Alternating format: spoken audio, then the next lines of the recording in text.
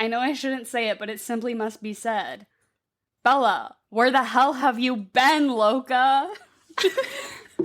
I can't stand it. Here's the thing, is that it's been so overdone, and it just won't die. That's just me, though. I can't say this is not the reason we're doing New Moon, because we did Twilight before the Bella Where Have You Been Loca thing blew up. So this is not us riding a trendy wave, but I will say that our timing is impeccable. Well, we're a little late. We're a little late for that. Well, like I said, it won't die, so it's fine. I will say, though, that I feel like this movie feels extremely culturally relevant to me, like, in this moment. So we're talking about... Why? Because for me, it's the seasonal depression that Bella goes through. Yes! So, for me to... Okay, so we're talking about the Twilight sequel, number 2, New Moon. If you don't know how to read, or if you did not get my obvious reference, that's what we're talking about today. And I feel like this movie is at the tip of the tongue of culture right now, because we've had this long-winded Bella, where the hell have you been, Loca meme that's been, like, happening, which is, like, basically dead and gone with, right? But then also we have the seasonal depression scene. I feel like that's been popping up on my timeline, like, we're getting into that time, ladies, and it's just Bella staring out her window, which I must say, this movie has its faults. I will admit that this movie is not perfect. But come on, has a more relatable display of mental illness ever been depicted on film than Bella just not washing her hair for 7 months? I like that you can see it progressively get worse, and that's what that's what does it for me. The grease bangs. I mean, it's just simply relatable on a level that transcends all else. But also, Taylor Lautner got, like, married yesterday or something. No way. Or Taylor? Like, engaged. Yeah, to Taylor. Not Swift, but whoever he's dating who's named Taylor. Still, they got engaged yesterday or something. We had already, like, fully planned on doing this episode, and then it, like, popped up on my Twitter feed, and I was like, really? Like, the simulation is broken today, huh? Like, I was fresh off of watching New Moon, and then it was like, Taylor Lautner gets engaged. And I'm like, I've not seen his name on my Twitter for years. Yeah, right. But somehow coming back into the spotlight. But then also, I've seen a lot of people comparing New Moon to that new Taylor Swift music video with about Jake Gyllenhaal and Dylan O'Brien. Yeah. What is it called? All Too Well? Yeah. Is that the name of it? I've seen a lot of comparisons of, like, that to, like, the abusive nature of the relationship of New Moon. I'm gonna say it's a bit of a stretch, but I haven't seen any of that. As I was filtering through for some New Moon inspiration, I was like, okay, I guess people are talking about that. I think everyone's just talking about Taylor Swift's new album and the short film that she did. So hey, I mean, she deserves that money. Yeah, true enough. She is coming for your man, though. She came for your man. Here's the thing, is I would like to distance myself from Jake Gyllenhaal at this time. Anything I may have said in the past, I am null and void. He still is ranking on my list of husbands, but it's low. He's dropped. He's dropped in the rankings. And that's the formal statement that I would like to make at this time. Thank you. Please, no more questions. Please, no more questions. But Twilight, New Moon. Mm-hmm. So, do you have, like, a deep and rich personal history with this piece of media? I mean, like, did I read all of the Twilight books, and did I have, like, a poster of, like, their little wolf pack on my wall? Yes. Which is just shocking. But it's like, I ask if it's a deep and rich personal history, and usually that would qualify as, like, heavily yes, but I think every single woman of our age group is exactly in the same boat. Yeah. It was not even a little bit uncommon for, like, the Tiger Beat Team Emmett poster. Yes. What the fuck was that about? Like, I was in the trenches with you guys, but I know that you had the Twilight tree, so this is... I know, if you haven't listened to our Twilight episode, go back and listen to it, but I have this, like, weird part of my life where I just, like, I had this gray Christmas tree from ages probably, like, 10 to 13. It was like a gray Christmas tree with ornaments inspired by the Twilight book covers, and like I had the books laid under it like a shrine year round in my bedroom. I like that it was up for 3 years.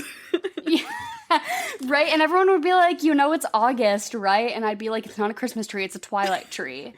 I take this very seriously. I don't know, man. But like, it was also like my mom and I were both really into it at the same time, which was like, I would say age inappropriate, but like not at all. Those were the exact two target demographics for the Twilight books, was like moms and preteens. I just don't understand like how these books and these movies had the grip that they did, because watching this back, bad. It's horrid. The first I told you, the first thing that I have in my notes for this is it's bad. Yeah, and I told you that the first thing I have in my notes is, say what you will about this film, but this is what gave us Rosalind by Bon Iver, so... It's a fair point. Fight me. No, it's So a great fight me point. on It's that. a great point. Trust me, this soundtrack for this movie fucking bangs. I cannot believe that this is not just a compilation of amazing music that somebody pulled together. No. Oh, no. Every single song was originally written and composed for the Twilight movies across all 4 films. Those are all... I cannot believe it. I cannot believe it. I don't know. I don't know how they managed. But this is the swamp. Yeah, by the way. By the way, this is the swamp. If you're new here, thanks for making it 6.5 minutes into the podcast without... I mean, again, I guess you know the name. We try to do like a silly quote each week at the beginning, and I'm like, guess what movie we're watching, as if you didn't click on the name of the episode. I exist in my own reality, and that's me just yelling into a microphone right now. But this is the swamp, and the swamp is an acronym. Stands for some whack-ass movie podcasting. My name is Dara, and as always, I'm here with my lovely co-host... I'm Emily. How's it going? And we've just rounded out this past month our Star Wars prequels, and so we figured we had to dive in to the sequels we owe you at this point as listeners, and we owe you New Moon. This one's long overdue, I'd say, because I think Twilight was maybe the 3rd movie that we did for this podcast. It was pretty early. Yeah, it was in the first month. It was iconic and it needed to be done, and yeah, New Moon is long overdue because I think I've probably seen this movie 50 times. Oh my god. Well, okay. No, to be fair. Hey, speak your truth. Don't backpedal. I had the tree. Like, I had the tree in my room. And I have to say that I've always been a New Moon girl. I know it's controversial, and I know that it's not everyone's cup of tea, but it was my favorite book of the series. As I remember, as a preteen, I loved New Moon because I was Jacob. I was Team Jacob. Yeah, I'm glad we can establish that because we were both Team Jacob. Yes, and this is the tiny morsel that us Team Jacobians got, because it's a Team Edward world, and we're just living in it, you know. But New Moon was the one little, glimpse into what could have been for us. And if you think that little 11-year-old me wasn't fully clenched from head to toe, that scene in the rain, fully sitting next to my mother at midnight, the night it came out, like both of us gripping our tickets for dear life at the midnight premiere of New Moon. I feel like we went to like Clockwork, all the ones, and looking back on that, like, that was kind of weird, but I like that they really had like steam coming off of this man in that scene, in that fucking rain scene. They did the most. Okay, and here's another like controversial opinion: is even as a young child, 11, at the ripe age of 11, I liked him better with the wig. That is a controversial opinion. I was here for it. So he cut the hair and he's shirtless in the rain, and like that's just objectively sexy. But wait, there's that scene with him shirtless with the hair after the motorcycle accident. Yes, and that's the most fanfiction moment ever that has passed the gates of fanfiction and onto television film is when she hits her head and is bleeding, and he's like, wait, I got this, and he takes off his shirt to make her a bandage. Are you kidding me? I know 11-year-old you was just losing her fucking mind. And this was, I'm like, oh, why had 11-year-old me fully, like, read this book? And, like, that seems kind of, like, looking back, that seems kind of young to me. But I guess it really was, like, the target age. It was, like, preteen. Preteen was, like, the pocket. Preteen and 40 were, like, the pockets they were hitting. Like, were actual teenagers, like, 16, 17-year-olds, like, were you guys reading this? If you're listening to this podcast, I want to know. I feel like my cousin Erin was, and she's older than me, like, so she would have been, like, a teenager at that time. So I guess also yes, but I could also see how it could kind of glaze over. That I honestly, it baffles me. It baffles me what this book did, what this spiraled into, the way that this... It had a grip on, not even America, the world. Right? But so I guess if we want to get just into, like, a really brief, a really quick recap, just, like, super casual, super light, super, just, like, we're gonna hit all the main beats. So Bella and Edward were fresh off of movie/book one. Bella and Edward, super in love. They've been dating for, like, all of 2 months now. And it's really cool. And it's Bella's birthday. And she's like, oh my god, no, I'm just gonna keep talking about how much I hate my birthday. Oh my god, every time somebody brings it up, I'm gonna like, oh my god, you guys stop. You're being so annoying. Oh, I hate birthdays. She's being very pick-me. And they go to the Collins house for a little birthday soiree. They get her some gifts. It's very cute, casual, and then she gets a paper cut. Oh no, blood in a room full of vampires? Don't worry, it's the Cullens. But no, Jasper, he's still training. He's still in, like, what is it, like, when you send your dog to, like, puppy school? He's still... I don't know. It's like such a specific puppy school, like when you send your dog to puppy school. Yeah, it's like when you send your dog to like training school so that it learns how to sit and stuff. That's why Alice is currently midway through with Jasper, and they have not hit the paper cut chapter yet.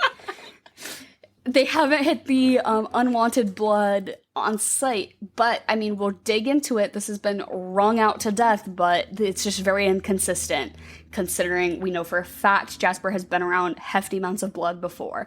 But for some reason, he freaks the fuck out, and Edward decides that he's gonna lift Bella up by the torso and WWE body slam her into, like, a panel of glass, because that's the best way to deal with this.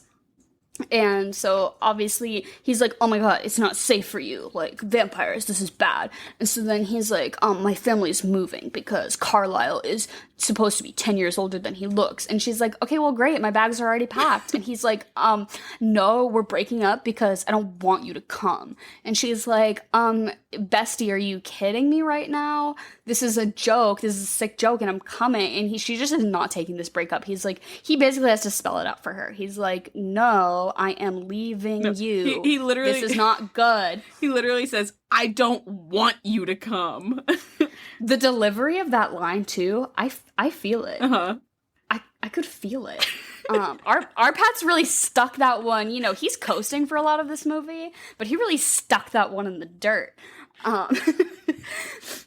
But so Bella decides that this is the worst thing that's ever happened to her, and she decides to take a nap in the woods. And so she's like, I simply cannot go on. And she curls up and she takes a nap, and her dad, aka the chief of police, she's gone for all of 20 minutes, and a search team is already deployed, fully, looking for her. And so they eventually find her. We realize later that it's the work of some sniffing werewolves, and they pull her from the woods, and they're like, girl, you have depression, but we don't really deal with mental illness here in 2009, so you could just sit and not wash your hair for 9 months in your bedroom, and we're just gonna kind of let that slide. And so Bella stares out her window, and, like, I guess she goes to school, but we don't see it. I don't know. And then she kind of starts up she's like, okay, I'm gonna, like, start doing really dangerous things so that I can see this ghost version of Edward, because she knows that, like, he can, like, feel her or whatever. So she's like, I'm gonna do a bunch of crazy shit and make him, like, get all tingly about me, basically. And then she starts kind of winding up this entanglement with her friend Jacob, who now is like ripped and hot and buff, and she's like, oh my god, you're so hot now, but like physically you're so hot, you have a 115-degree fever, what's going on? And she's kind of like feeling it, but they're doing like a very like coy, like, oh my god, no, we're friends, we can't. And then it turns out that he's a wolf person, so he goes through that last werewolf.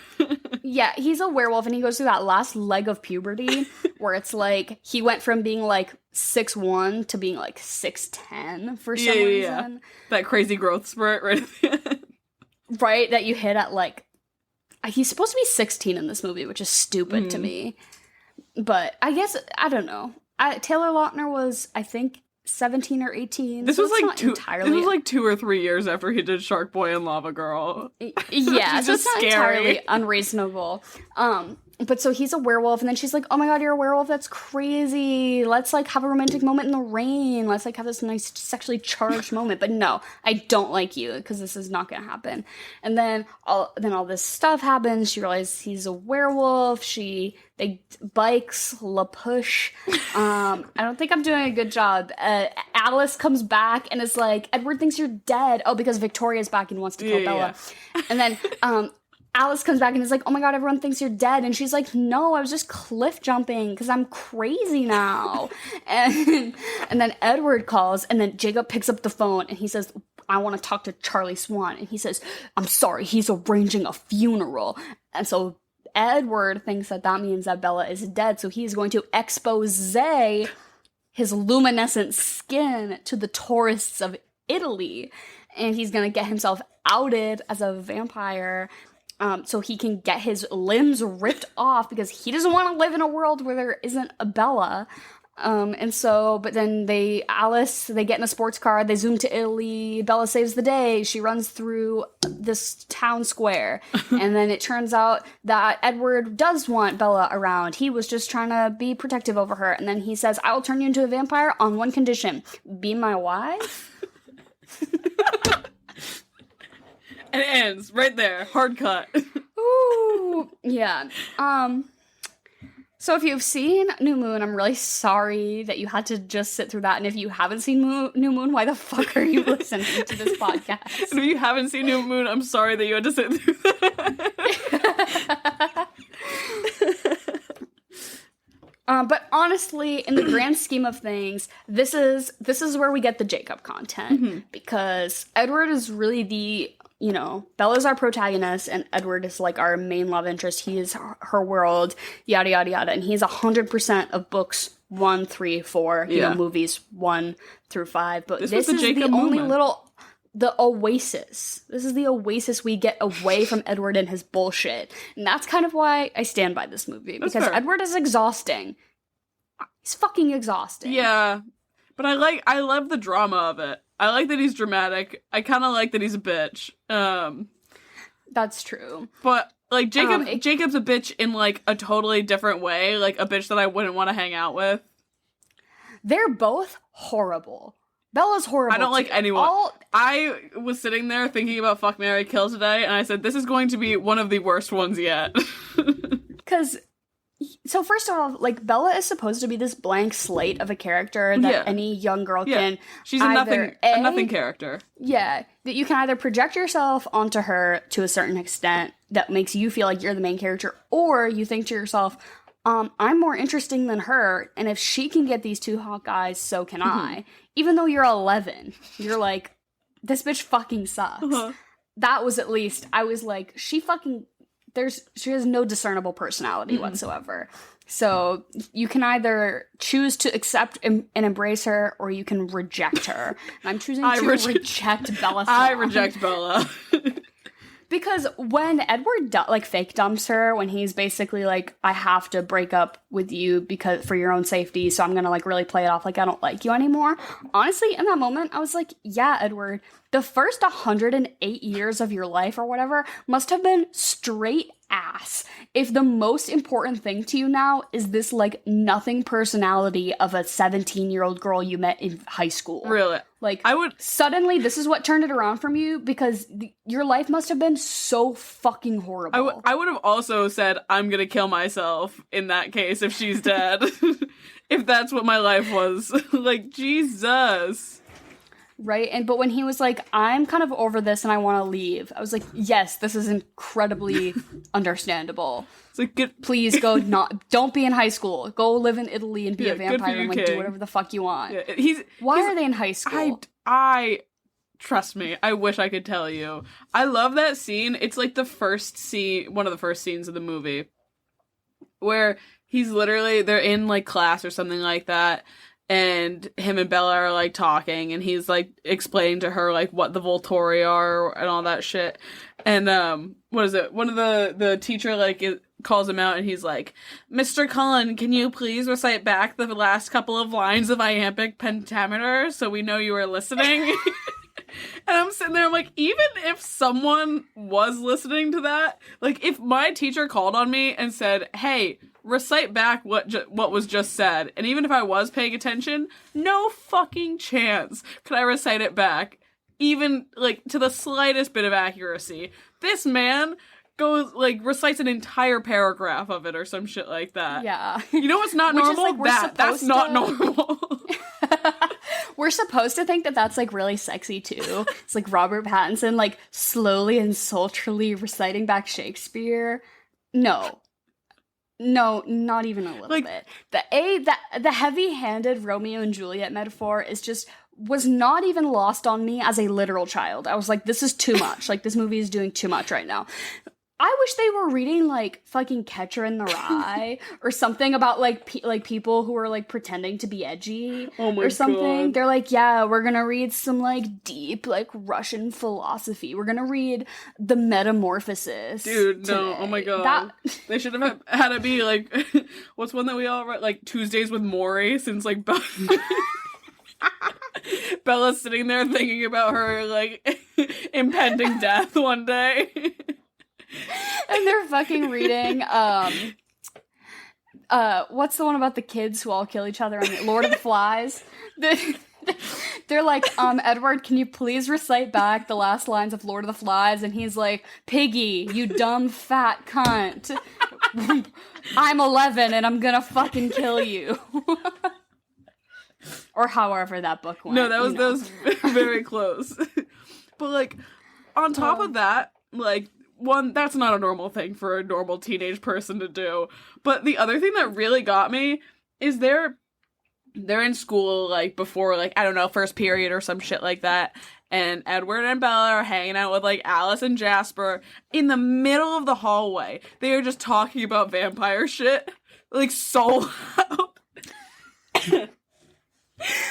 Give me the side story of some really, like, observant girl, like, weird girl who is, like, totally picking up on what's going on. Like, she's like, so there's totally a love triangle going on between Bella, Edward, and Jacob. And everyone's like, can you shut the fuck up? Nobody fucking knows what you're talking about. And she's like, no, I'm fucking serious. They're fucking vampires.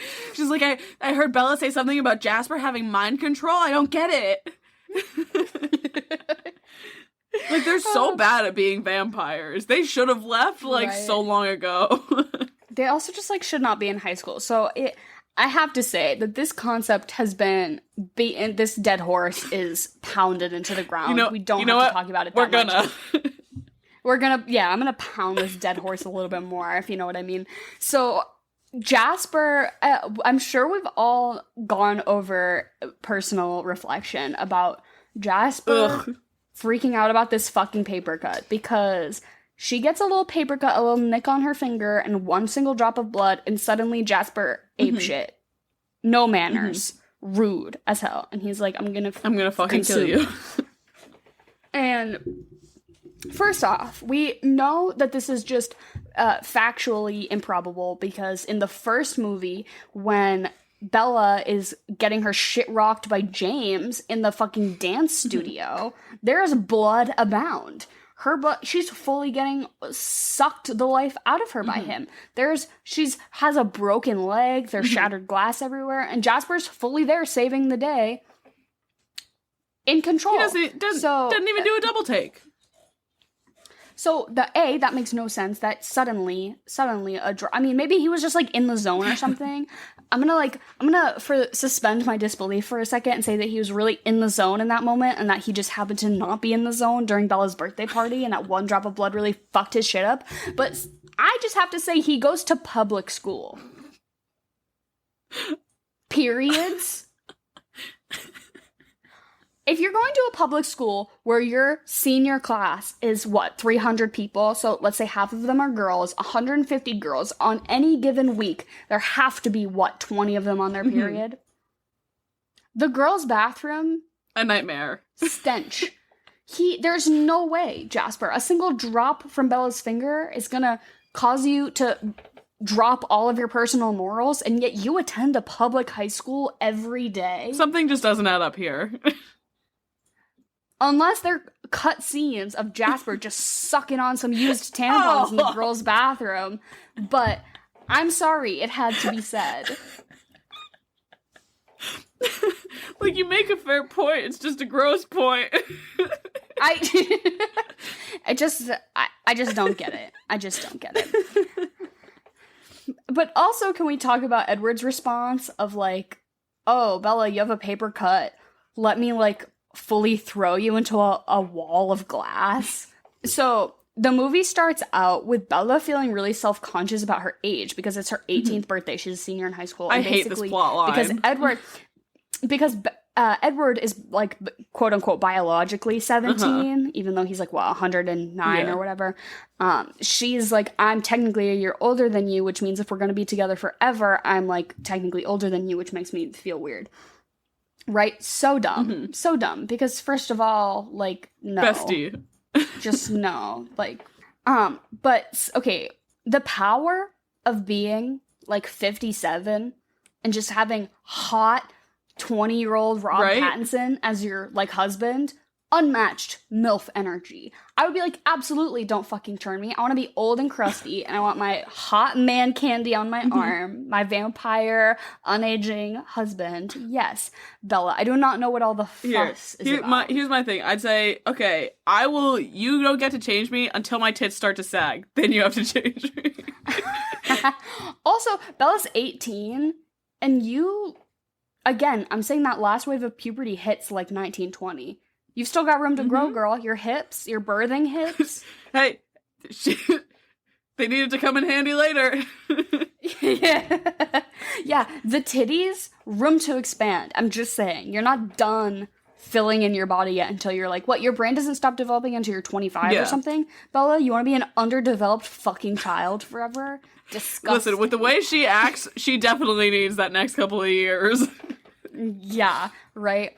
But I bring this up because after Edward body slams her into the wall, she, like, needs some stitches, and her and Carlisle have the most chemistry of any two people in this movie. That scene was intimate.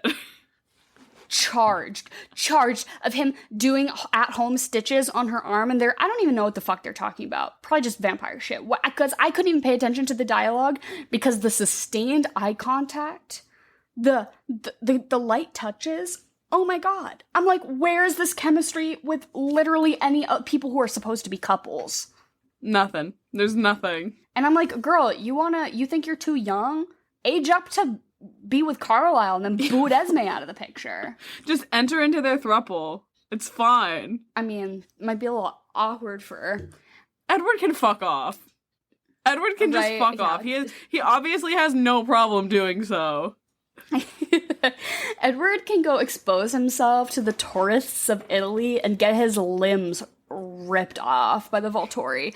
I have to say, I know we talked about it in the last, in our Twilight episode about how this is all a big, like, metaphor for Mormonism, basically, but the heavy-handedness about how the Volturi are, like, the Pope, basically, so, like, Arrow is, like, he's the Pope, right? Yeah. Because he's like the head vampire who like makes the laws, but he's really performative about it. He like wears the old-timey getup. He sits in a big such fancy a queen. chair. He's I'm such sorry. a queen, dude. Who does that sound like? But the head of the Catholic Church. But also they live in, what is it called, like Volturre I don't or something? They're the Volturi, and they live in like a very special part of Italy. The Vatican. I'm just saying. I do love how performative they are with it. They're like, yeah, we're vampires, we don't age, but like we have this council and we wear clothes from 1803, from 1597. And they're like, we're gonna sit up here with our powdered wigs, we're gonna make the vampire laws, and we're not gonna give a fuck. And I'm so here for the I'm like, if vampires can't be, performative, dramatic queens, then who's gonna do it? No, I love the drama of it. And I kind of support, they're like, we're gonna eat tourists. I'm like, fair. Yeah. Run it. Like, right? The color grading in this movie, so they clearly do a big switch between movie 1 and movie 2. Movie 1 had that entire blue gradient. Yeah. But so to like contrast it, they did like a very orange tone gradient. Do you think that was, and it's obviously like, going with like the whole Jacob thing?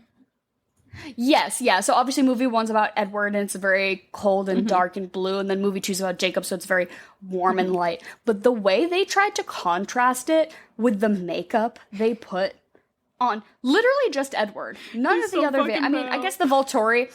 The other Volturi, they like kind of did dirty, but they were supposed to look like powdered and done up and stuff, but not Alice. I don't think normal. so. I All thought the Alice other looked pretty vampires, bad as well. I mostly noticed it on Robert Pattinson, how they like caked on just some setting powder, nothing else, and some like red tinted chapstick.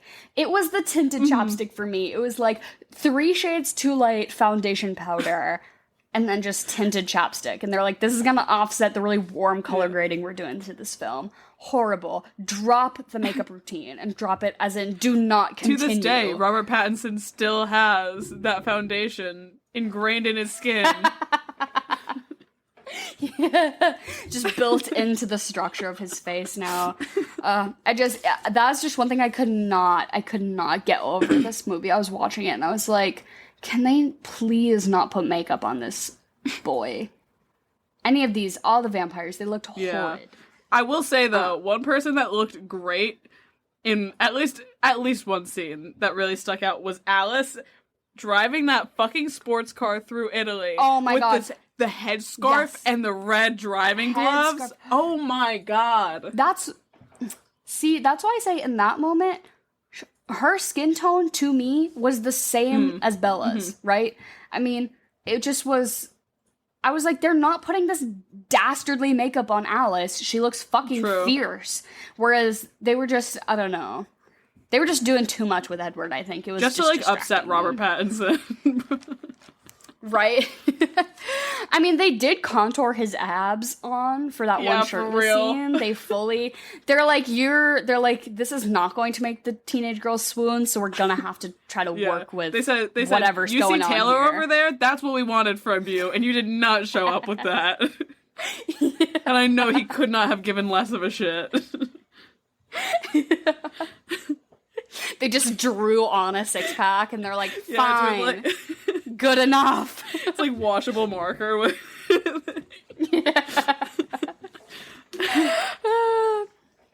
but so to slightly shift conversation topic, we're here as always with my lovely mother Jen for another interim chocolate or vanilla. Jen, how are you? I'm good. How are you guys? Outstanding. Swell. When you were talking about the abs drawn on, those t-shirts that like you wear and the abs are like, they could have just given him one of those. Yeah. So like I heart Volturi Italy or something like that on the back. But so chocolate or vanilla is a game we play on the podcast, hosted and invented by my lovely mother Jen. She asks us 2 questions and we just say which thing we like better. So the titular example is chocolate or vanilla. Is there a theme this week? So the New Moon book came out in 2006 and the New Moon movie came out in 2009. So these are things from 2006 versus things from 2009. Oh, I love this already. Oh my god, which, and also not to like either under or overage ourselves, Emily, but at this point in 2006, we would have been 7 or 8, and then in 2009, we would have been like 10, 11. So just to put that in perspective, this is like roughly like what, like 3rd versus 5th grade for us. All right, so chocolate or vanilla? Chocolate. Vanilla. Chocolate. The song So You Had a Bad Day or the song Boom Boom Pow? Oh my god. Boom Boom Pow, when you're at the roller skating rink, it's so different. It's a half day from school and your mom still works, so you have to go to the after school program, but since it's a half day, they take you on a field trip to the ice skating rink, or the roller skating, either, honestly, and they play those bops. Boom Boom Pow, when you're on a pair of roller skates at age 11, just hits different. You had a very different experience than I did with half days. Yeah, I'm also gonna go with Boom Boom Pow, though, because that song Had a Bad Day just really kind of annoys me. I'm gonna pick Bad Day because that's a song they would play when you got kicked out of American Idol. When Sunjaya gets booted off of American Idol season 3, and then they play You Had a Bad Day. Yeah, I remember it. I was there, Jen. You let me watch when I couldn't go to sleep. It's true. You'd be like, it's true. It's okay, because you're only having a half day the next day, so. Yeah. The movie Crash or the movie Slumdog Millionaire? Which are both the Oscar winners. Yes, from those years, years. correct? Yes, that is correct. Oh, and the first one, those songs were the, I think, like, #1 Billboard song of the year or something, yeah. Yeah, that would check out. I have to say, Slumdog Millionaire is one of my favorite movies of all time. I can watch that movie again and again and again. It does not get old to me. I'm absolutely fucking obsessed with Dev Patel. As Jake Gyllenhaal has gone down on my husband rankings these past 3 years, Dev Patel has only risen. So... Yeah, true enough. I actually haven't seen either of these movies, unfortunately. Slumdog Millionaire's been on my list for ages. I have no idea what the hell Crash is about. Racism. Nice.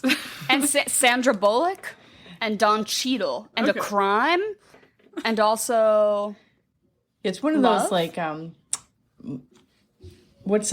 when they cut from story to story to story and then they all interconnect at the end. Oh, yeah. Okay. I'm just gonna go with Slumdog Millionaire because I have to agree with Dara. Dev Patel is just beautiful. True. I'm gonna Slumdog Millionaire for the sweep, and you should keep that on your list. It's a really, really good movie. So the next one is best animated movie of each year was Cars and Up. Those, honestly, as far as the Pixar canon goes, these are not two of my favorites. A lot of, I don't know, other Pixar movies have just done it a lot better for me, personally. But I guess Owen Wilson voicing Lightning McQueen is just a certain type of iconic that has yet to be replicated. So I guess I'll go with Cars. Ka-chow. I actually somehow have managed to never see Up. Probably because I never took an intro level psych course. But I have most definitely seen Cars, and I saw some guy's TikTok the other day where he literally went to like see what kind of car Lightning McQueen was, and guess what? He's a Subaru, and you know what that means? He's a lesbian ally. So Lightning McQueen is a Subaru? Lightning McQueen is a Subaru. I love that. So my he's for the girls God. and the gays, and you know what? I'm here for him, so I'm gonna go with Cars. Your jaw's dropped, Sarah. You've rocked my world. You've rocked my world with this simply. At school, I'm like known as the annoying Subaru girl because every time we have to talk about a brand we like, I'm just like, Subaru. I would die without my Subaru. Literally, my Subaru is my life, and everyone's like, we get it. So now I have the Lightning McQueen argument on my side, so y'all know I'm never gonna shut the fuck up about this one. He's a Subaru. I am definitely gonna pick Cars. Also, I've not seen Up. I've never Nice. seen it. Yeah, I just don't feel like crying, you know? true. The next one was Grammy for Best Musical of each year: Jersey Boys or Billy Elliot. Okay, so pretty interestingly, I met somebody pretty recently who was in the Broadway version of Jersey Boys. He goes to school with me, which I was like, that's pretty cool. But do you know who is Billy Elliot? Tom Holland. So, Tom Holland on the list of husbands, and this random person I met at school, not on the list. So I gotta go with Billy Elliot. Also, Jamie Bell, also on the list. He was Billy Elliot. So, I mean, I know canonically Billy Elliot's a child, but will grow up to be. We'll age up Billy Elliot. Yeah. I'm actually gonna have to go with Jersey Boys. I really like Frankie Valli and the Four Seasons. You can regularly hear me screaming at any of their songs in my car if you are so unlucky to drive by me. So I'm gonna stick with Jersey Boys. Yeah, me too. I saw Jersey Boys. I think it was in Boston. It was so good. So good. No, Providence. Well, it was in Providence at the PPAC. Yeah, it's really good. I can introduce you guys to some journalism student named Quinn who was a Jersey boy on Broadway. Hey, Very impressed. The next one is from MTV Movie Awards for Best Kiss. Heath and Jake in Brokeback Mountain or Bella and Edward in New Moon? You don't even need to ask I know that.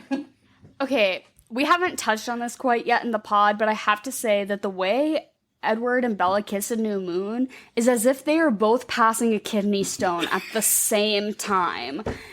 It is, I cannot, two people who do not want to be kissing each other any less than they are each other. They both have revolting garlic breath, I imagine. They're like barely even inches from each other, and they're both like already dry heaving away. It is unbearable to watch in this film, I have to say. And we all know how I feel about Brokeback Mountain. So I have to go with that one. Also, I really loved the way that Heath Ledger really stood by that movie a lot when people were kind of like talking about it like it was like a joke or something. I don't know if it was for Best Kiss that he like made a statement, but a lot of the time when people like tried to ask him about like, oh, like being gay, ha ha ha, he was like, this isn't fucking funny. Like it's a thing. So I love Heath Ledger. Jake Gyllenhaal, jury's still out these days, but I gotta go with Yeah, no, for sure it's Heath and Jake. There's just no contest there. Yeah, for sure. The sweep, Heath and Jake. And the MTV Best Movie of the Year was Wedding Crashers for 06 or New Moon for 09. Oh, those are like, you're really making me choose between two things that are just not good. I have to say New Moon. I have to say New Moon, though, because that was, like, at least a part of my life, whereas Wedding Crashers, I literally could not be any less interested. Yeah, no, I totally agree with you on that one. So the Emmy for Best TV Show, Daytime Emmys, I think, or the Emmy for Best TV Show, Lost or Mad Men? Oh, this is so hard. Those are two of my favorite TV shows of all time. I took a college credit. I paid a college to sit in a whole class about Mad Men. I got college credits to watch the TV show Mad Men for like the 8th time. But I have to say Lost. I was on this cycle for a while where every summer I would watch Lost and every winter I would watch Breaking Bad from probably like 9th grade all the way through college. I maybe did that cycle. And Lost, I know it has its ups and downs. I know it has its pros and cons, but it just has like a certain place in my heart that just, I cannot explain why. So I'll have to say Lost, even though I objectively believe Mad Men's the better show, but Lost just means more to me. Yeah, Lost doesn't mean shit to me. I've never seen it. Same. Oh my god. I've seen like a bit of Mad Men, so I'll just go with that because I just know it. Yeah, sorry, Derek. Yeah. Same. I've never seen Lost, and I've seen parts of Mad Men. Lost feels like such a strange one to latch on to. Like you said, like it came out in 2006. We were 7. Or maybe not came out, but you know what I mean. Yeah, I can't explain that one to you. All right. So, ding, ding, ding. Chocolate, vanilla, or strawberry? Chocolate. Vanilla. Chocolate. So, from 06, these are Disney Channel originals. From 06, Wendy Wu Homecoming Warrior, or from 09, Princess Protection Program, or also from '09, Wizards of Waverly Place, the movie. Easy. Oh my goodness. Okay, well, yeah. For me, absolutely no doubt, it is Wendy Wu, Yep. Homecoming Warrior, because she just turned the party like nobody had ever done on the Disney Channel. But I have to say, Princess Protection Program was certainly an interesting attempt for Disney at pairing Demi and Selena together, because there was already some synergy there. And the Wizards of Waverly Place movie, kind of an epic ending to the show where they decide who gets to keep their powers. Also, I remember being really here for that. So as a Disney Channel original kid, all of those had a place for me, but it was Wendy Wu. Yeah, I remember like getting that promo like in the middle of the day, like later tonight, Wendy Wu Homecoming Warrior, and I said I cleared my schedule. I said we will be watching this. So and they put the countdown thing in the corner so you know how long. Exactly. My anticipation is just building the entire time. I will also go with Wendy Wu for the sweep. Okay, so for the next two. I'm just going to say I wrote these before you mentioned something just a few minutes ago and before you mentioned something last week, actually. So the next one is being 7 or 8 years old or being 10 or 11 years old. None. I think... I'd rather be an infant. You gotta pick. Yeah. I'd rather be an infant with zero capability to have a memory. I want to be able to just stick things in my mouth and just be done with it. Just crawl around. But so you're grouping together like 7/8 and 8/9. 7/8 because in 06 M would have been 7 and you would have been 8, and then in 09 M would have been 10 and you would have been 11. Okay, I feel like when you're 10 and 11, you're in like 3rd or 4th grade, and I have somewhat fond memories of those times because I think that's when you start to kind of develop a personality, Kids are just like annoying until they have the brain retention to like have personality traits, and I think that comes around at about 3rd or 4th grade where it's like, okay, now everyone's read Harry Potter, but like, do you know what house you're in kind of situation. So I guess I'll go with the slightly older. I also think that like that's a demographic I like unfortunately do really well with. Like I can really get down in a long-winded conversation with an 11-year-old girl about some bullshit that like we both are super into. So yeah, I guess I'll go with like 4th grade, 10, 11, I suppose.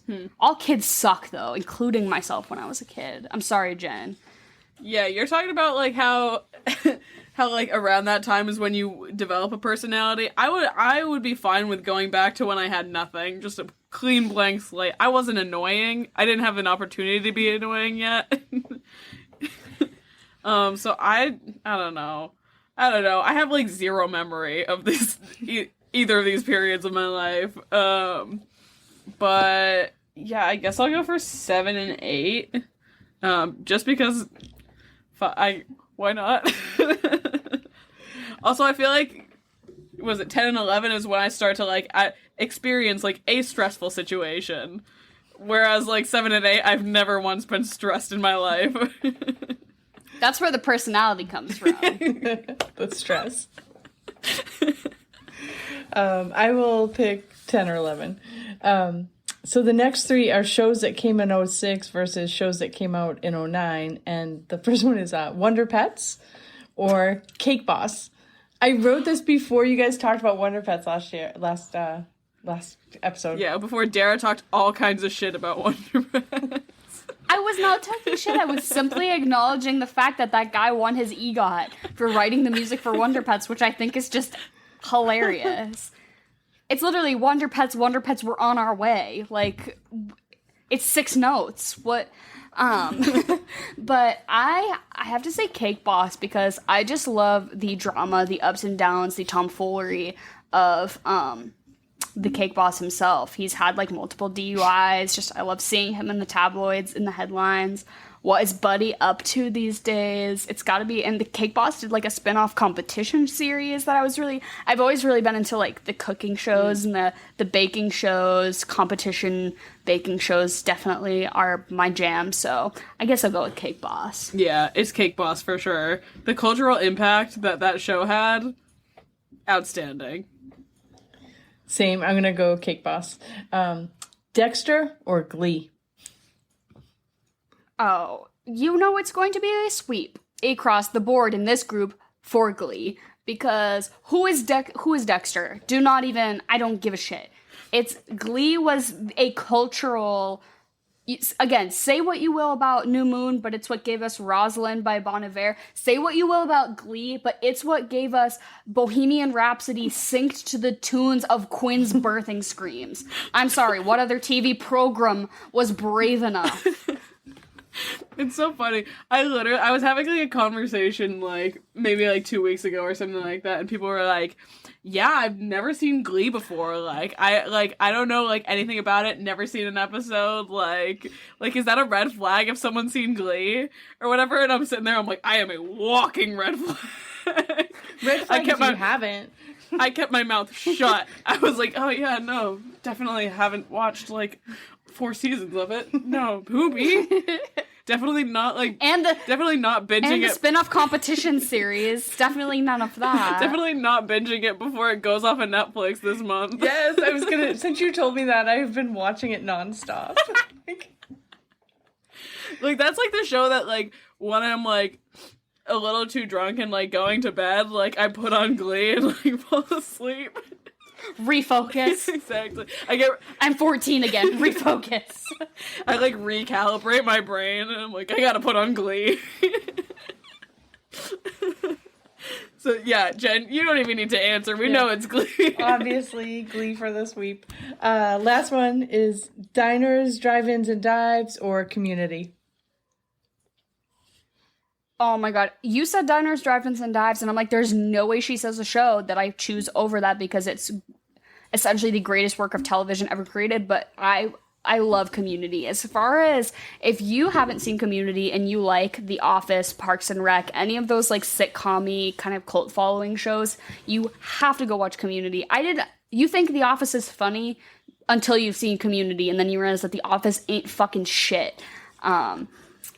Yeah, huge Community fan. Definitely probably my favorite comedy sitcom of all time.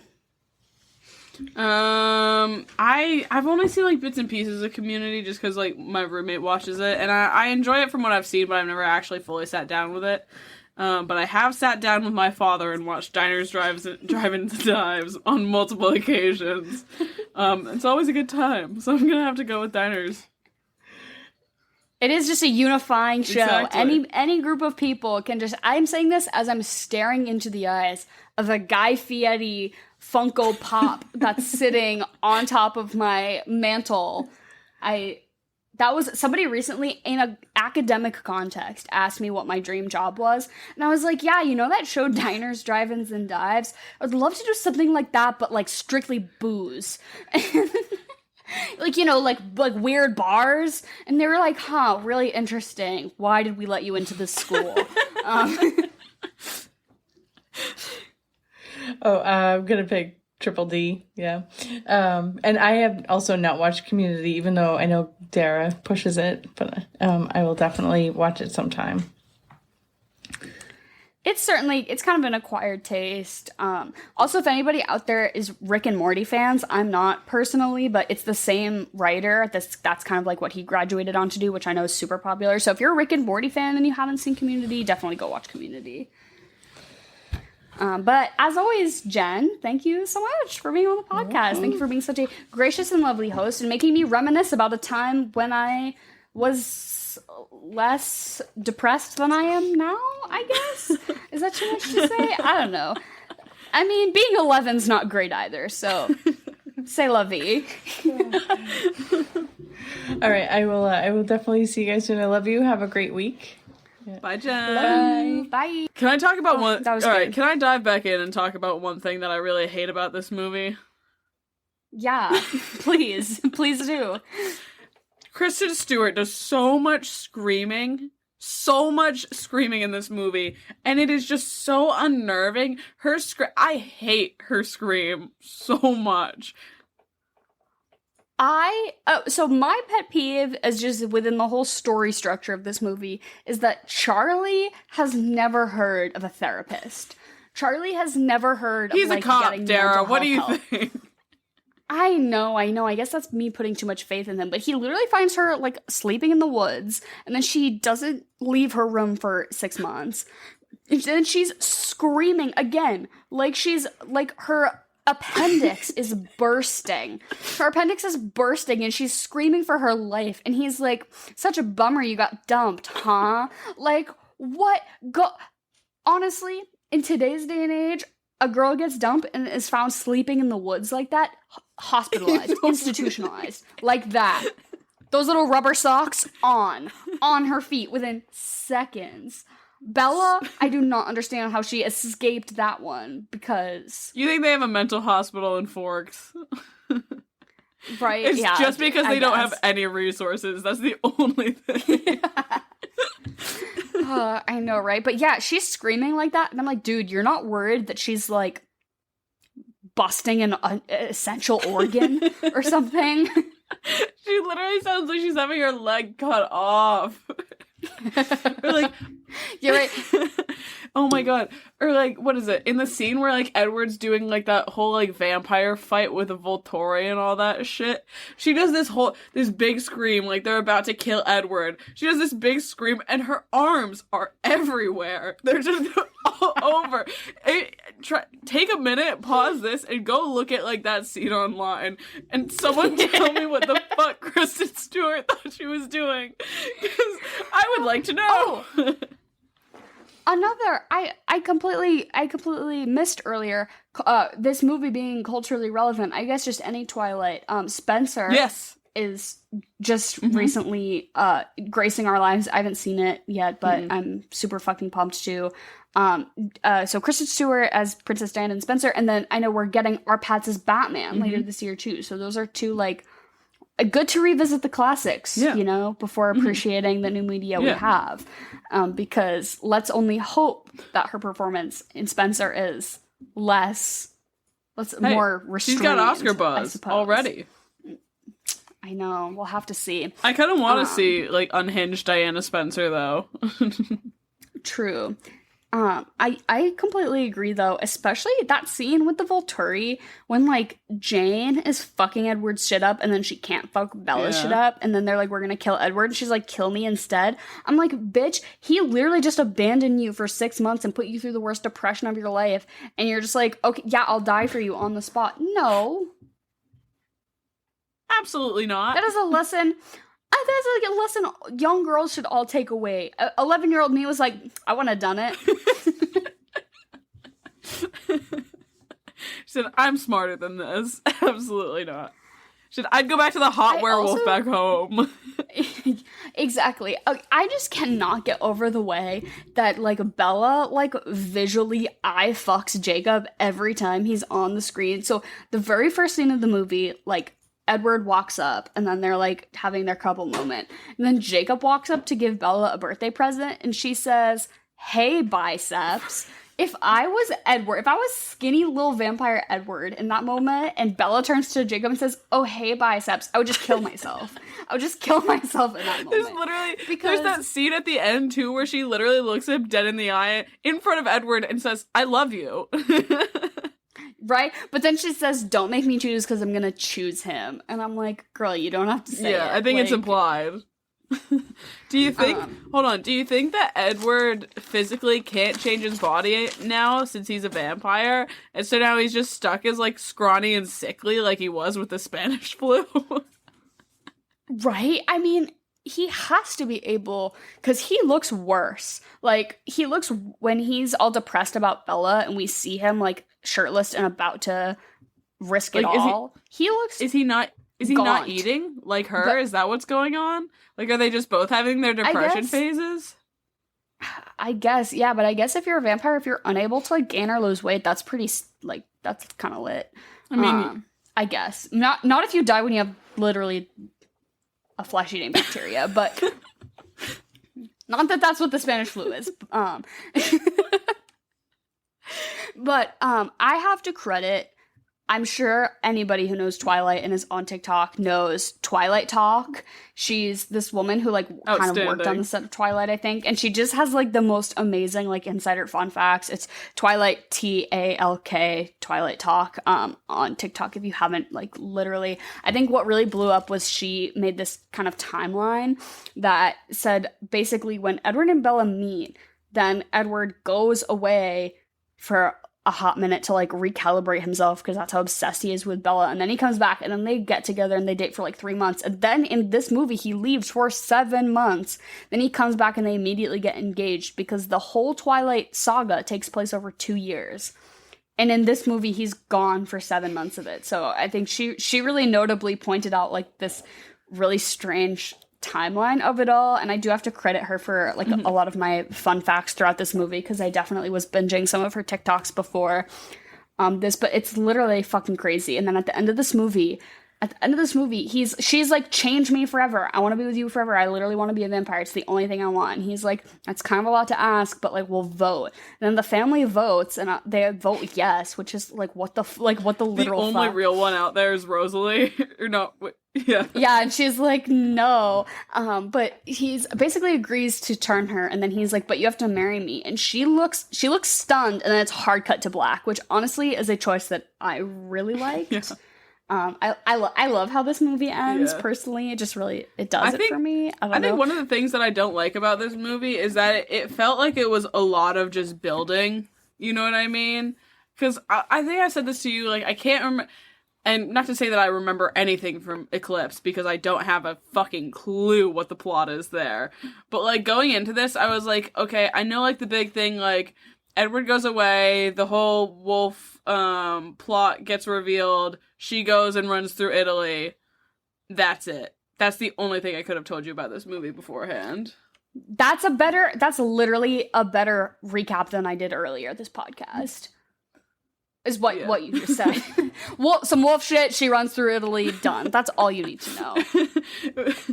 And you just have to remember that it's an installment in a saga. Yeah. It's supposed to be just a piece. I'm not advocating for it because it is shit garbage, but... Yeah, no, it just very much felt blatantly like, okay, they're building this for, like, the next movie or whatever, which is, the next one, but then the next one is less memorable. Like, the only, I don't know if I said this or not already, maybe I did, but, like, watching Twilight feels like a reward, something to be, like, cherished. New Moon felt like work. But, it's a reward for me. Fair enough. Because... Also, I don't know. I guess I just love Jacob in that wig. Fair. I get it. I understand. One thing I will say, though, and, like, you said this movie, the look of this movie, not great. The weird, like, color grading, yeah, whatever. One thing that I did really love in this movie was the Italy scene where she's running through, like, the whole crowd of people and all that shit. I'll give it to him. That was kind of tight. That was pretty tight. With all the people in the red? Yeah. Good. I was here for it. And I remember as a kid being like, this is cinema. Like, this is cinema. This is how you do a film. To me, in that moment, I was like, this is what? Theater. She's like, this is better be at the Oscars this year. Yeah, because when I was 11, I was on top of that shit. But so the reason I had referenced Twilight Talk from TikTok was because I wanted to mention that so Taylor Lautner obviously got cast in the first movie as Jacob, questionably so because he's literally a white man. But you know, it's Hollywood. I guess we can, get into the criticism. We're here for it, but. In this second movie, they threatened to recast him. So going into that, they were like, so you're like 5'9" and like kind of skinny And Jacob is fully supposed to be a 6'7" sexy werewolf, so please step your pussy up or else we will be replacing you. And then he went on to gain 26 pounds of muscle, literally just eating handfuls of raw beef every day and fucking, like, yeah, just putting it on for this movie. So he, like, did a full Christian Bale-esque body transformation for this movie, and basically Robert Pattinson was like, okay, I'm just gonna show up. You can draw abs on me. It's so funny because, oh my god, it so shows, like, I'm sure Taylor Lautner gave such a shit, like, about this movie and really needed to be in this, and Robert Pattinson could not have cared less. I love in recent news about how, like, they asked him to do, like, a little bit of bulking up for Batman, and he was like, no. They were like, yeah, can you kind of, like, get a little bit more ripped for Batman? I won't be doing that. I won't be doing nothing of the sort. He's like, here's my thing, is that I just don't do things like that. I'm just not gonna do it. You can take a contouring stick and draw some abs on me if you so please. He said, fucking fix it in post. Right. No, but I thought that was crazy because in the book, so again, this is from Twilight Talk, that in the first book, Jacob is like 5'10", like normal. But then by the end of the book, Bella says, oh, he must have grown a half a foot by now. So he's well into 6 feet. And then fully into New Moon, he's described as being 6'7". That's scary. In the book. Isn't that fucking crazy? Isn't that fucking crazy? I know that wasn't realistic for casting or anything, but I applaud Taylor Lautner for trying his darndest. Listen, he did a damn good job. Round of applause for Taylor. Right, for Shark Boy, for our Shark Boy, for just really packing on the pounds. So do we want to get into some of our regularly scheduled programs? Yes, of course. So I guess you said you were dreading Fuck, Marry, Kill, so we can kind of just start with that and get it out of the way. So we're gonna do our main three: Edward, Jacob, Bella. I really thought about this. I was at work today and I said, I need to take time out of my day and sit here and think with this. So like, if my option was like Jacob before he was like a wolf, I think I'd marry him because like he was at least nice. You know what I mean? Like, maybe he was a little too nice, but he was still a nice guy, and I could deal with that. You know what I mean? But I don't think that's the context that we're speaking in. So, it's also really hard because, here's my thing, Bella just doesn't have a sex drive in this movie. She is so depressed. Literally, she walks up to Jacob and, like, fully tongues his abs, and then she's like, hey, bestie, want to go fix some motorcycles? Like, nothing. Like, literally nothing. If she went on Prozac, like she should have, too, it would have been even worse. So, like, just from that, like, Edward sucks in this, but I think that we could be happily miserable together. And I just like how dramatic he is, so I'm gonna go with marrying Edward in this scenario. But like, here's my thing is now I feel like my only other options are like bad regular sex with Jacob because he's such an asshole, like you know he's not good, you know what I mean? He can't be. You look he looks like the kind of guy that would like give bad head and then like have like no awareness of it. Yeah, but he's like the kind that you're gonna be mean to him and he's gonna be really receptive to it. I don't know. Because then what if I piss him off and then he just turns into a wolf? Hey, I mean, I'm as stumped as you are. The choices are between, like, borderline pedophile and literal furry, so... Well, like, it's either, like, bad sex with Jacob or, like, sex under, like, a nest of angry bees with Bella. Because she's got that whole adrenaline thing going on. Like, that's the only way to get her there. But, like, maybe I could just, like, bring an EpiPen into the mix and it would be fine. So I guess I'll go with Bella? I don't know. And then I'll just kill Jacob because he just seems like a dick. And he's super toxic, and I just don't want any of that in my life. Yeah. No, everyone in this little trio absolutely sucks, and there's no right answer. But I think okay, I'm gonna have some freaky vampire sex with Edward, because we saw the way he pulled Bella through those trees in movie 1. And post fucking, I'm going to want a little romp through the forest. I want a little jetpack romp through the forest, you know? So, simply for that, I will be fucking Edward. I'm gonna marry Jacob, hear me out, because I think I just fuck with the werewolf group. They seem like a good time. No, they seem like a good time. Like, I would want to, like, go out drinking with them. Right, and, like, Emily, like, the girlfriend of the leader, like, she seems cool. I don't know. Yeah. Like, I could be making muffins with her. Right, so I think I could probably get down for that. So I'm gonna marry Jacob, and maybe I can, like, fix some of his, like, toxic masculinity issues. Him. Again. No, like, he seems really like the type that if I'm, like, it's like he's a literal dog. You have to, obedience training, that's the word I was looking for earlier. Obedience training. So you gotta, you know, hit him a little bit. And I'm just gonna kill Bella. Fuck her. She's doing nothing for me. And then I guess for the whole movie, I'm very easily going to marry Alice, because I was really pondering about, like, I was a Jasper girl, right? Out of everyone, I was always a Jasper girl. I'm like, what does that say about me? And I think it says less about what I saw in Jasper and more that I just wanted to be Alice. You know? I'm like, oh, I thought Jasper was so hot because I just thought Alice was hot, you know? Sense. Like reverse projection. But I'm definitely going to marry Alice.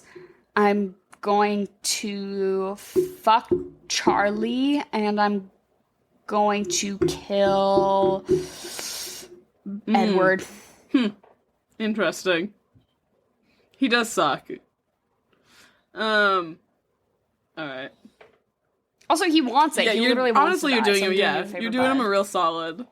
Like, he'd be like, I'm doing everyone a favor. Like, thank you so much. I'm gonna fuck. I don't know what her name is in this movie, but I'm gonna fuck Dakota Fanning.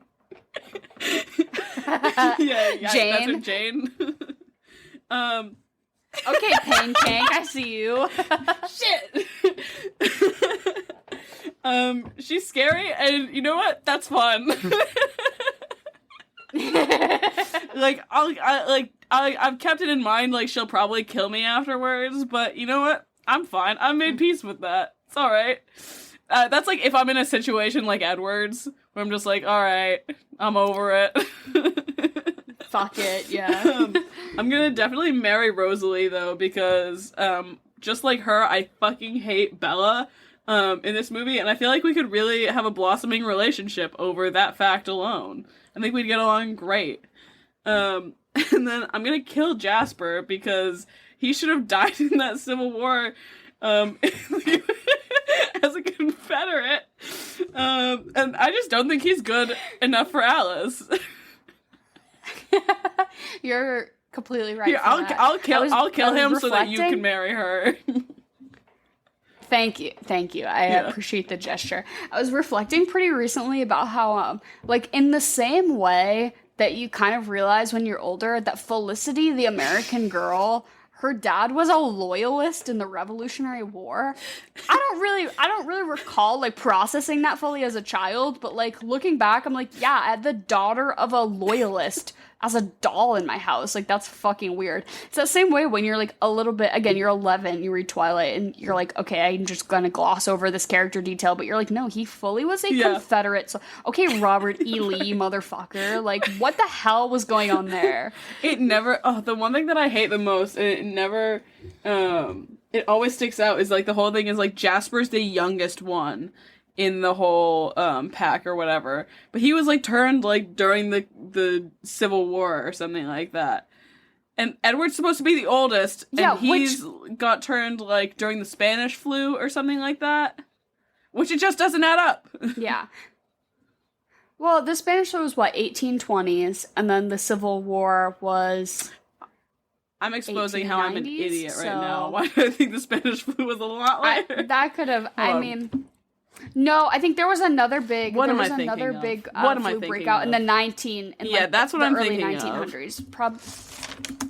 Maybe I'm the one who's Hold on. factually incorrect Let's here. ask Google. No, yeah, the Spanish flu was started in 1918. Oh, then what was the one in the early bird flu? I don't know. But yeah, it just doesn't make sense. Oh, yeah, and the American Civil War was fully 1861 to sense. 1865.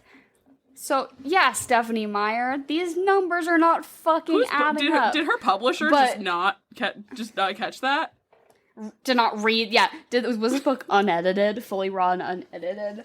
I mean, also, there are so many problems with the things that she did to Native Yeah. American culture in this book. I cannot even crack the can of worms to get into, like literally the actual Native American tribe that she used an actual name of an actual group of Native American people, and they fully had to legally defend the rights to their like artifacts because people wanted to like buy them because of Twilight shit. Like people were like going as like tourism. Yeah, it's so fucked if you look into it.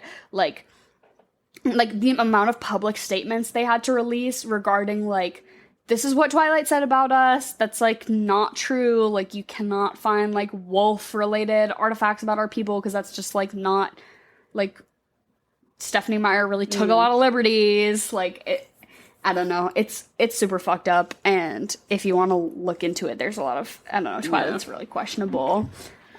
And Stephanie Meyer fucking sucks, Mormon ass bitch. Sorry, I don't. There are some okay Mormons out there, but just not Stephanie Meyer. All right. What are you recommending to eat and drink for this? I said I like watch this movie like Yeah. stone cold sober on like a Thursday morning, like dry. I Same. went into this movie dry. I was like hungover eating McDonald's, so I mean, like literally the way this movie makes me feel is like an unbuttered baked potato. Stop. 'Cause Like I just literally said buttered pasta. I think you should eat just buttered pasta. That's it. like just something you don't- sad and boring. Like you know, That's depression exactly food. Like when you're so depressed, like you're so depressed, you cannot muster to make yourself anything. Like not even a box of Annie's mac and cheese. No. You don't even deserve that. Yeah, like literally just buttered noodles. Like that was sad. my entire train of thought right there. It was like, what's the depression meal? Go to buttered noodles. You don't even get any cheese on it. I would say though, if we want to divulge from buttered noodles, I do think you could go Italian with this because there's a whole Italian plot line here. There's also muffins. There's a big muffin scene. So if you want to eat some muffins, as far as like maybe if you watch it on a canonical Thursday foods, but- morning, dead sober. But if you want to do like a little Italian feast, maybe like some sexy garlic bread, like I don't know, like a baked ziti or something, it could be cute. Some red wine. What's that? Oh my god. It's like a fancier butter noodle, pretty much. It's been going around. It's been making her little rounds on TikTok. Was it cacio e pepe? Yeah. Cacio e pepe? Make some of that. Henry makes that for me all the time because it's super easy. It's basically just noodles with some sort of Parmesan cheese and like cracked pepper. And it's like it's a way to like spice up your traditional butter noodle. Go with that, actually. Yeah, some cacio e pepe. Ooh, that could be kind of sexy. The other day, I tried my hand at making carbonara. It is, yeah. I make easy. carbonara when I feel like making a nice dinner, but don't want to make a nice dinner and take up a lot of time. Right, you just put egg yolks in Works for pasta, me. and it's kind of cute. So yeah, I would say some like cacio e pepe, some carbonara. Just do a nice like a few steps above depression noodles. And then wine. Wine goes with that. Yes, wine goes with that. But for for my depression, if you're gonna go with the depression noodles, I said drink on Long Island because I was sitting there and I was like, what has so much liquor in it? What do I need to get me through this? And it's a fucking fucking Long movie? Island. Yeah, I definitely agree. If you're gonna do thematically with your Italian food, some red wine, also like Yeah. blood wise, I guess makes sense. But I love just a Long Island and buttered noodles. It's fucking. That's Bella in her 7 month, like as she's staring out the window. That's me chugging a Long Island and eating butter noodles and just not realizing that 3 years have passed. It feels really right. It feels really fitting. Yeah. Like, does it fit the context of the movie? No. But you know what? It fits the context for me.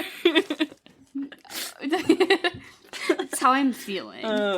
And what would you follow this up with? Because I said right now, and it's just because it's out right now, but I think you go see Spencer and you get a fucking go see how much Kristen has glowed up from this. Grown. Yeah. I love that. I'm so excited to go see it. I will say the color in that does not look any better than the color in this, though. It's got like that piss filter on it. I'm like, oh god. Yeah. But so I had three suggestions. One, The Shape of Water, who's a human that wants to fuck a animal person. That just, bestiality, we're gonna normalize it, and The Shape of Water is taking the steps to do so. So if you're gonna watch another bestiality movie, you can watch The Shape of Water. We're going from land animals to aquatic creatures. I think I maybe recommended this during our Twilight episode, but What We Do in the Shadows, as far as just like fucking hilarious vampire movies, I just, if you want to stay on the trend of vampire movies but do like a big 180, I think that is a really good choice. And then third, what scene in this movie is the most iconic? It's Bella running through the fountain. Who else runs through a fountain towards her lover? Jenny and Forrest Gump. Oh my god. So you gotta watch Forrest Gump specifically for the one parallel that somebody runs through a fountain towards somebody else to get their attention. I like that. Going off of, though, because you said, was it someone fucking like a mythical creature or whatever? I say, off of that, you can kind of flip the script. What has Robert Pattinson done where he fucks a mythical creature? The Lighthouse. The Lighthouse! He's up in that pussy, boy. I just think you can watch The Lighthouse after any movie, and it's the nice digestif that you need to just cleanse your palate. It's just such a palate cleanser movie. So what would you rank this movie out of 10? I'm gonna give it a 4. Yeah, I've like spoken both highly and lowly of it on this podcast, but it's objectively bad. And in comparison to just the whole Twilight Saga, it's kind of bad. But I guess I've just was a Jacob girl, so it was always kind of my jam. You need your moment. But I'm way more here for the friends to lovers trope than I am for like the toxic lover trope. I don't know, as far as my romantic preferences. I love a good, we were friends since childhood, and now suddenly, since we both hit puberty, we see something in each other moment. I was always here for that. But thank you as all for listening to us talk about this shit disaster of a movie, and we probably will slowly make our way through the rest of the Twilight Saga in due time, so don't you fret. But we might take a little bit of a break until we do Eclipse, because god, that movie is just nothing. That's gonna need a Long Island or something to get through. Oof. But yeah, as always, thank you for listening. So last week we didn't officially drop anything, but we did on our social media. But if you would like to check out our new merch, we're so excited that we have new merch for you guys. T-shirts, tote bags, stickers, fucking mug. You can get a mug.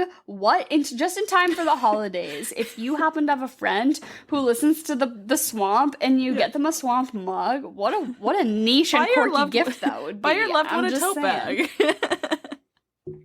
Right? That's what my plan Just give all of your family our merch.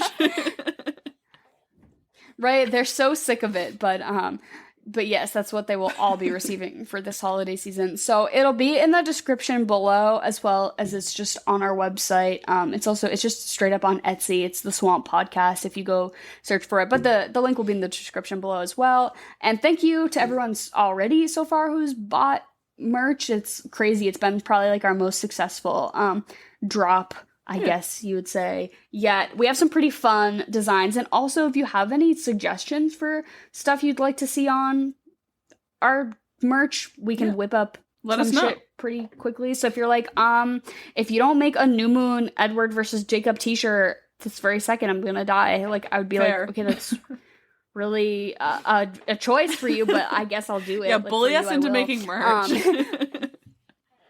Right, yeah, please bully me into doing literally anything. I need the motivation. But DM us with, your suggestions for that, or for any movies you want us to talk about, or literally anything. Again, all the links to our social media are in the description below. Send us a DM, or we have an email and a website, all that good stuff. Literally anytime anyone messages us, it's like the highlight of my day. So please continue to do so.